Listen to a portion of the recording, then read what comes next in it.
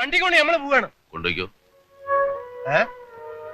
അല്ല അപ്പൊ നീ എങ്ങനെയാടാ കയ്യ? അത് മുതലാളി അറിയണ്ട. വണ്ടിപ്പണി മാത്രമേ എടുക്കുന്നില്ല. കൈത്തണ്ടയ്ക്ക് വില ഉള്ളിടത്തോളം കാലം ചന്ദ്രു ജീവിക്കും. നീ ചൂടാവാതടോ. പിന്നെ മുതലാളി ചൂടാവുന്നതോ? ഞാൻ നാട് വിട്ടു പോകുന്നില്ല. പോയാൽ തന്നെ വണ്ടിയുടെ ബുക്കും പേപ്പർ നിങ്ങളുടെ ഇല്ലേ?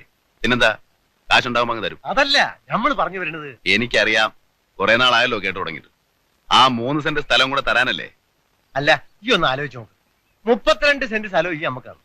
ബാക്കി ആ 3 സെന്റ് സ്ഥലം കൊണ്ട് അനക്കൊരു കാര്യമില്ല. അതും കൂടി ഞമ്മക്ക് എഴുതി തന്നാല് നമ്മളെ കടം പീടിയില്ലേ?